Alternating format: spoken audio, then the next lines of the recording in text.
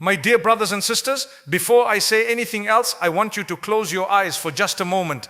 Think about where you were 10 years ago. Think about the problems you had. Think about the things you cried over, the things you begged Allah for, the things that kept you awake at 3 in the morning. Now open your eyes. Are you still dealing with every single one of those problems? No, you are not. Because Allah, the All-Merciful, the All-Wise, carried you through every single one of them. Every sleepless night ended in the morning. Every storm passed. Every hardship gave way to ease. And here you are, still breathing, still alive, still being given another chance.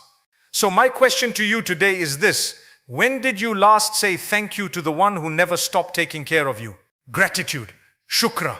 It is not just a feeling, it is not just words, it is not just a prayer you say when something good happens. In Islam, gratitude is a way of life. It is an act of worship. It is one of the most powerful tools Allah has given us, and yet it is the most forgotten one. Today we are going to talk about the power of thanking Allah. Not because your life is perfect, not because you have no pain, but because the moment you truly understand what gratitude means, everything changes. We often treat gratitude as optional, as something we express only when we receive something extraordinary. But Allah subhanahu wa ta'ala did not make shukr optional. He made it a command, and He tied it directly to increase. لَإِن شَكَرْتُمْ لَأَزِيدَنَّكُمْ وَلَإِن كَفَرْتُمْ إِنَّ عَذَابِي لَشَدِيدٌ. If you are grateful, I will surely increase you in favor. But if you are ungrateful, indeed my punishment is severe. Surah Ibrahim 14:7. Subhanallah. Do you understand the gravity of this ayah? Allah is making a divine promise, a guarantee that if you are grateful, He will give you more. This is not wishful thinking. This is not motivation speak. This is the word of Allah Almighty Himself. But notice also the second part of the verse. Ingratitude, kufr al-nima, has consequences. And this is something we rarely reflect on. When we wake up every morning and scroll through our phones before saying Alhamdulillah, when we complain about our food, our job, our life, without pausing to count what we have been given, we are slipping into the dangerous territory of ingratitude. Think about it. You woke up this morning. Do you know how many people in this world did not? You can read these words. Do you know how many are illiterate? You have a roof over your head tonight. Do you know how many are sleeping in the cold? And yet we complain. Gratitude is not about denying your pain. It is about choosing to see the mercy of Allah even through the pain. The Prophet Muhammad, peace and blessings be upon him, used to stand in prayer until his feet would swell. When his wife Aisha, may Allah be pleased with her, asked him why he did this, given that all his sins were forgiven, he replied with words that have echoed through centuries. He said, "Should I not be a grateful servant?" He was already guaranteed Jannah. He was already the most beloved creation of Allah. And still, he stood in gratitude. So where do we stand? I know some of you reading this are going through something right now. I know some of you are carrying a weight that nobody around you can see. A broken marriage, a sick child, a lost job, a broken dream, a body that is failing you, a heart that is heavy with grief. And maybe, just maybe, you have asked Allah, why me? My dear friend, I want to tell you something with love. That question, as human as it is the wrong question. Because the right question is, what is Allah teaching me through this? وَأَسَىٰ أَن تَكْرَهُ شَيْئًا وَهُوَ خَيْرٌ لَكُمْ. And it may be that you dislike a thing which is good for you. Surah Al-Baqarah 2:216. Let me tell you a story. There was a young man, a university student, who worked 3 jobs, studied through the night, and prayed desperately to pass his final exam so he could graduate and take care of his elderly mother. He failed. He failed his final year. He was devastated. He felt humiliated. He asked Allah why He had abandoned him. He almost stopped praying, but he didn't. He held on. He retook his exams. And during that extra year, that painful, humiliating extra year, he met the professor who became his mentor, who connected him to an opportunity that changed the entire trajectory of his life. Today, he runs an institution that serves thousands. He says now, that failure was the greatest gift Allah ever gave me. I just didn't have the eyes to see it then. This is the reality of Allah's plan. He sees what we cannot see. He knows what we do not know. And sometimes, often, the very thing we beg Him to remove is the very thing He is using to elevate us. Amazing is the affair of the believer. Verily, all of his affair is good, and this is not for anyone except the believer. If something of good befalls him, he is grateful, and that is good for him. If something harmful befalls him, he is patient, and that is good for him. Sahih Muslim, narrated by Suhaib ibn Sinan Ra'eh. So when hardship comes, and it will come, train yourself to say, Alhamdulillah, even now, even through this, Alhamdulillah. Because that single word, Alhamdulillah, is not just an expression. It is a declaration of trust. It is telling Allah, I believe you are in control. I believe your plan is better than mine. I surrender to your wisdom. We live in the age of comparison. Social media has made us experts at looking at other people's highlight reels and feeling inadequate about our own behind the scenes. Someone posts their new car and you feel ashamed of yours.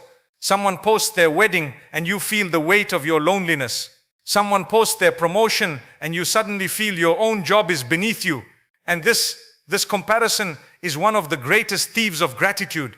وَإِن تَعُدُّوا نِعْمَةَ اللَّهِ لَا تُحْصُوهَا. And if you were to count the favors of Allah, you could not enumerate them. Surah Ibrahim 14:34. Think about this for a moment. Right now, as you sit reading these words, your heart is beating without any instruction from you, without any effort on your part. It just beats. Your lungs are breathing.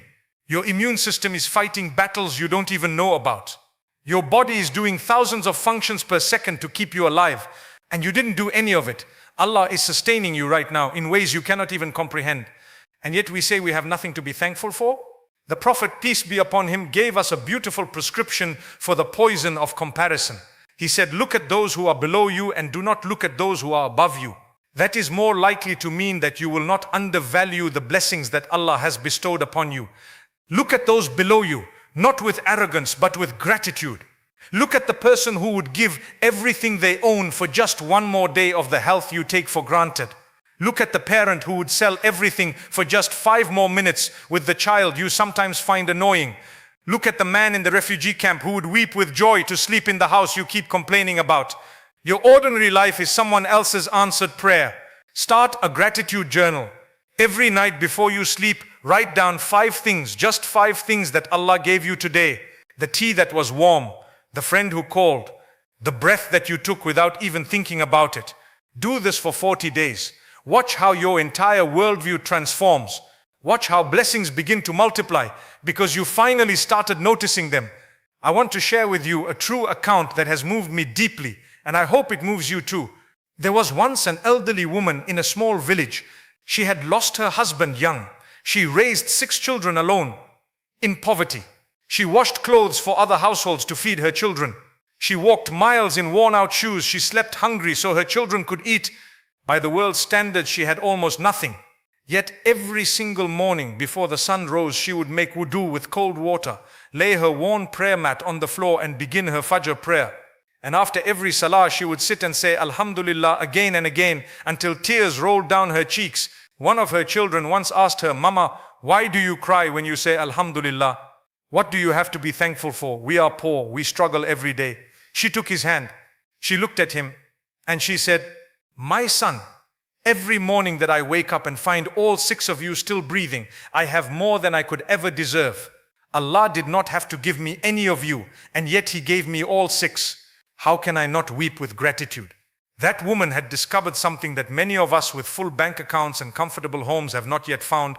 She had discovered that true gratitude is not about what you have, it is about recognizing who gave it. And today, all 6 of her children are successful, practicing Muslims. All 6 married, all 6 raising families in the deen. She lived to see every single one of them go for Hajj. She is gone now. May Allah grant her the highest ranks in Jannah. But the legacy she left was not built on money. It was built on shukr, on gratitude, on that daily act of returning to Allah and saying, thank you. I see you. I am not lost. You are here.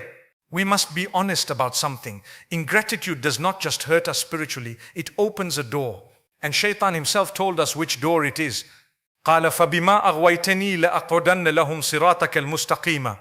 Iblis said, because you have put me in error, I will surely sit in wait for them on your straight path. Surah Araf 7:16. And then he said, and this is crucial, you will not find most of them grateful. That was his plan. to make us forget to be grateful, to distract us with desires, comparisons, and complaints. Because He knows that a grateful heart is a protected heart. When you are genuinely grateful to Allah, you are content. And when you are content, you do not need the haram. You do not need to chase the forbidden relationship. You do not need the alcohol to numb your pain. You do not need the financial fraud to feel successful. Because your heart is already full, filled by a connection to the Most High. But when you forget to be grateful, when you feel that Allah has abandoned you, when you feel the world owes you something, that emptiness becomes a vacuum. And Shaitan is an expert at filling vacuums. Brothers and sisters, the cure to so many of our sins is not just willpower, it is gratitude. Because when you truly feel the weight of what Allah has given you, you cannot betray Him. The haram becomes ugly, the sins lose their shine, because you have something better, the closeness of Allah. Whoever among you wakes up in the morning, secure in his dwelling, healthy in his body, and has his food for the day, it is as if the entire world has been granted to him. Sunan ibn Majah, narrated by Abdullah ibn Mihsan R.A. Security, health, sustenance. If you have these three today, the Prophet, peace be upon him, said, you have the equivalent of the entire world. So before you say you have nothing, count. Before you say Allah is not listening, remember, before you take another step towards the haram, pause and say, Alhamdulillah. I want to speak to the Muslims who feel stuck, the ones who feel like their life has no purpose, the ones who feel like they are going through the motions, waking up, going to work, coming home, sleeping, and then repeating it all over again, day after day without meaning. If that is you, listen carefully. The cure for a purposeless life is not always to find a grand mission. Sometimes the cure is to go back to the basics, to return to gratitude. Because when you begin to see your life through the lens of what Allah has given you, rather than what you feel you lack, everything begins to mean something. The cup of tea you make for your mother, that becomes worship. The kind word you say to a colleague who is struggling, that becomes charity. The patient smile you hold when your child wakes you at 3 a.m., that becomes salah of the heart. Everything becomes an opportunity to be grateful and to give back. فَاذْكُرُونِي أَذْكُرْكُمْ وَاشْكُرُوا لِي وَلَا تَكْفُرُونِي. Remember me and I will remember you. And be grateful to me and do not deny me. Surah Al-Baqarah 2:152. Remember me and I will remember you. Subhanallah, Allah, the King of Kings, the Lord of the worlds, the one who has no need for anything, is telling you, remember me. And He promises to remember you in return. What does it mean for Allah to remember you? It means His angels speak your name. It means His mercy descends upon you. It means in the assembly of the highest realm, your name is honored. And all of this begins with a simple act of gratitude. So make dua, use your tongue, use your salah, use your sajda. That moment when your forehead is on the ground and you are at your most humble, use that moment to say, Ya Allah, thank you for this life, thank you for this deen, thank you for this chance to come back to you, thank you for not giving up on me even when I gave up on myself. That sajda, that moment of surrender and gratitude, is where broken people become whole again. A reminder about Allah's mercy and His tests. Before we close, I need to speak directly to those who are going through severe difficulty right now. To those who are saying, this is easy to say, but you don't know what I'm going through. You are right, I don't know, but Allah does. And I want you to know something about the mercy of Allah that many people misunderstand. Allah's mercy is not the absence of tests. His mercy is the presence of purpose within every test. He tests those He loves most. He refines His closest servants through fire, not to destroy them, but to purify them. Inna ma'al usri yusra. Verily, with every hardship comes ease. Surah Ash-Sharh 94:6. Notice, Allah did not say after every hardship. He said with every hardship, the ease is already there. It is already inside the difficulty, like a seed already contains a tree. The promise of relief is embedded in the very moment of struggle. So do not lose hope. Do not walk away from your salah because you feel Allah has not answered you. Do not let the whispers of Shaitan convince you that you are forgotten. You are not forgotten. You have never been forgotten. There is not a single moment in your life, not your worst, darkest, most shameful moment when Allah looked away from you. He is Al-Basir, the all-seeing. He saw every tear that fell in secret. He heard every dua you made in the darkness. He counted every step you took towards Him when the whole world was pulling you away.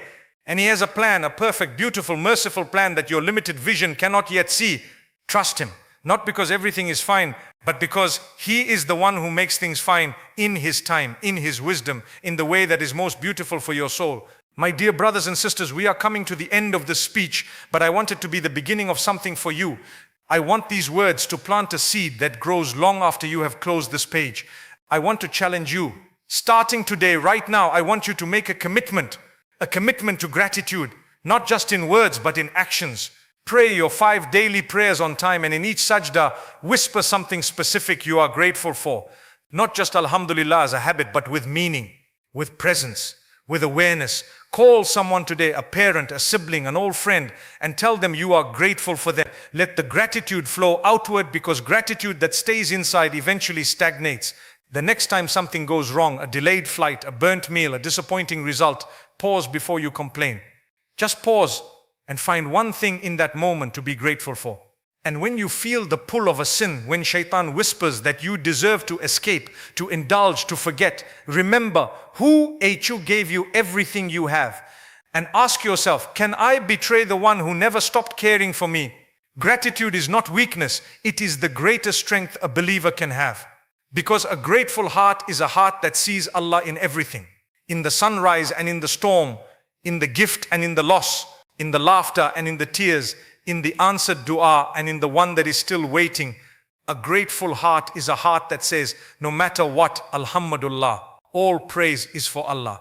In every condition, in every season, in every chapter of this unpredictable, beautiful, fleeting life, Alhamdulillahi Rabbil Alameen.